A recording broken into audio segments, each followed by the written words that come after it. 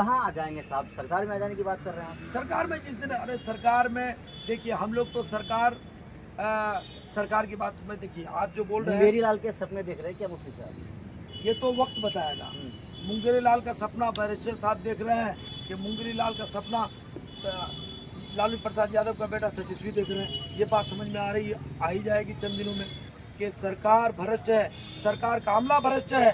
आप कोई कंप्लेंट कीजिए, ब्लॉक में कीजिए, जिला में कीजिए, पटना में कीजिए, कोई सुनवाई नहीं। अस्सलाम वालेकुम साथियों, आप तमाम दोस्तों का, साथियों का एक बार फिर से स्वागत है हमारे इस चैनल में। साथियों, आज हमारे साथ मुफ्ती अतहर जावेद साहब हैं, जो ठाकुरगंज विधानसभा से एमआईएम पार्टी की तरफ से चुनाव लड़ने की ख्वाहिश रखते हैं और इस ख्वाहिश रखते हुए लोगों के पास जाते हैं, एमआईएम पार्टी और ओवैसी के पैगाम को एक दूसरे तक पहुंचाते हैं। हालांकि ये बात अलग है कि किनके नाम के सामने टिकट का मुहर लगेगा, किनको ओवैसी साहब की पार्टी एमआईएम पसंद करेगी चुनाव लड़ाने के लिए, ये बात अलग है। ये तो आने वाला समय ही बताएगा। लेकिन आज हम मुफ्ती अतहर जावेद साहब के साथ कई चीज़ें हैं, कई मुद्दे हैं जिन पर बातें करेंगे। सबसे पहले मुफ्ती साहब, आपका बहुत बहुत स्वागत है हमारे चैनल में। बहुत बहुत शुक्रिया, आपको चैनल में बुलाया हमें। मुफ्ती साहब, जो 15 सदस्य की जो टीम थी, जिनको डेलीगेशन टीम जो बनाया गया था पाकिस्तान की नापाक हरकतों को पूरी दुनिया के सामने रखने के लिए, जिसमें असदुद्दीन ओवैसी साहब का भी नाम था। असदुद्दीन ओवैसी साहब की टीम गई, डेलीगेशन की टीम सबसे पहले बहरीन गई, फिर कुवैत गई, फिर सऊदी अरब, और वहाँ जाकर पूरे भारत का नाम रोशन किया पूरी दुनिया में।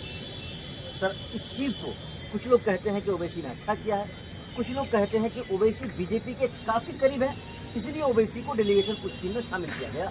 सर, आप क्या कहना चाहेंगे? देखिए, सबसे पहले ओवैसी साहब जो अपने मुल्क की नुमाइंदगी करने गए हैं, कि हम ओवैसी साहब को सलाम करते हैं और उनकी बहादुरी और उनकी दलेरी को हम सलाम कहते हैं। और दूसरी बात यह है कि सरकार उनको बहरीन या गल्फ कंट्री में उनको भेजा है।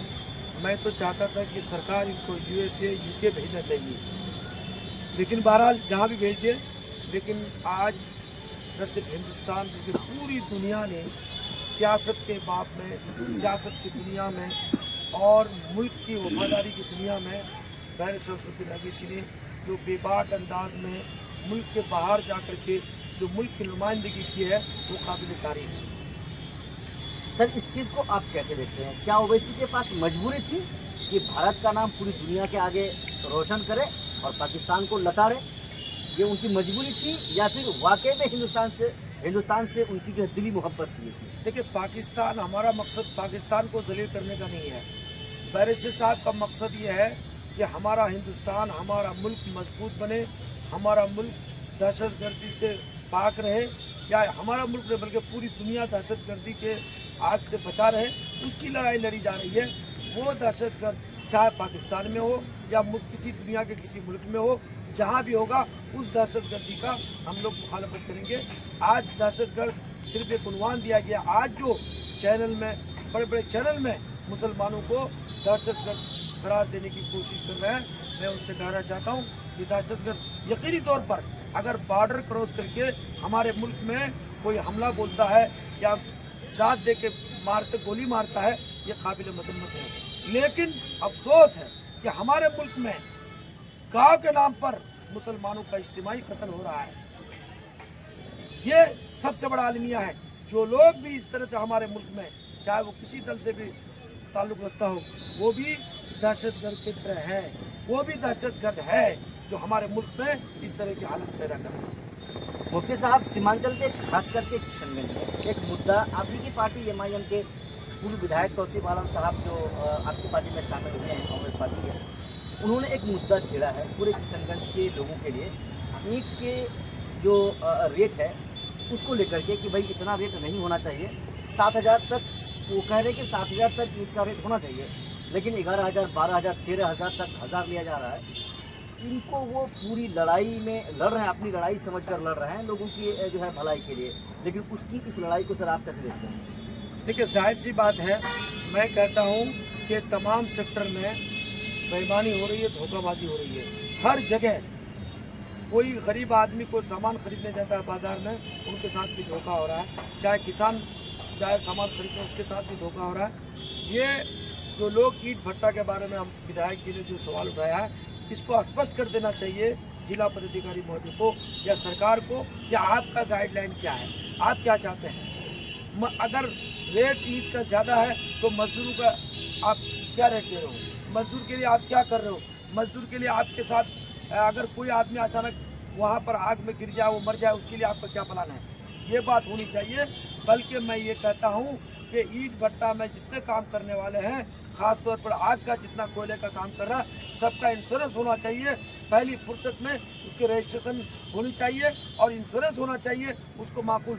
मैंने बहुत सारे लोग ऐसे हो जाते हैं कि ईंट के भट्टे में गिर के वो मर भी जाते हैं, लेकिन उसका पता नहीं चलता है। तो मैं ये भी कहूँगा और स्पष्ट करे सरकार कि आपकी तरफ से क्या गाइडलाइन है।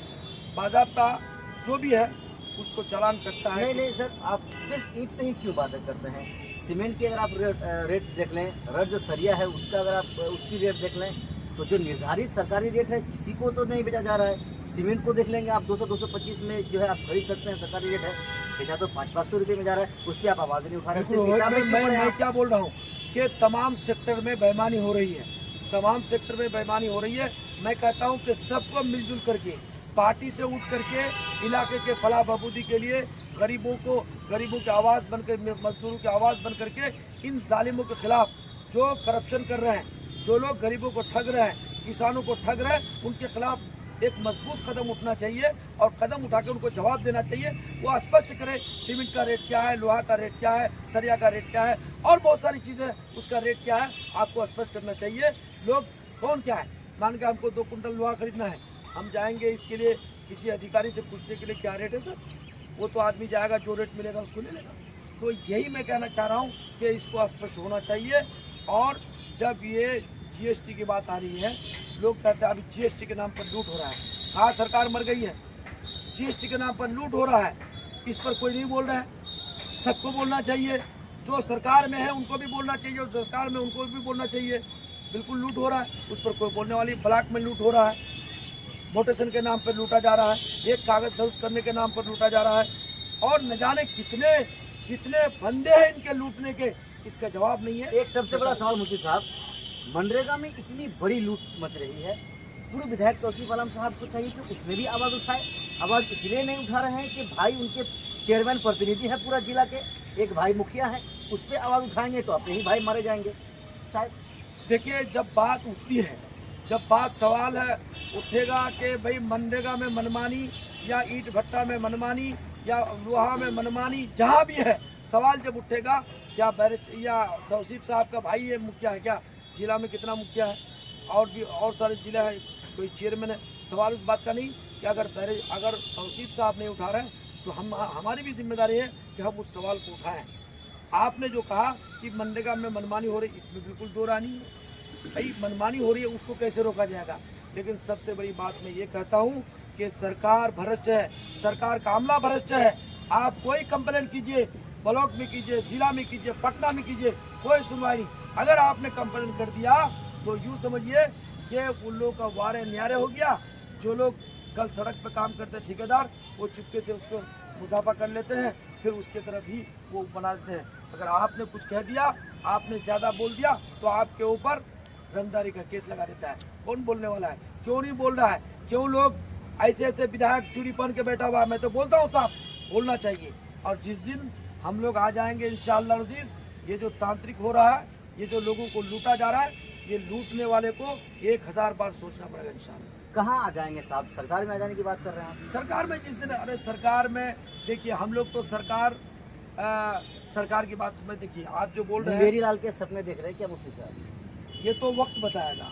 मुंगेरी लाल का सपना बैरिस्टर साहब देख रहे हैं कि मुंगेरी लाल का सपना लालू प्रसाद यादव का बेटा तेजस्वी देख रहे हैं। ये बात समझ में आ रही है, आ ही जाएगी चंद दिनों में।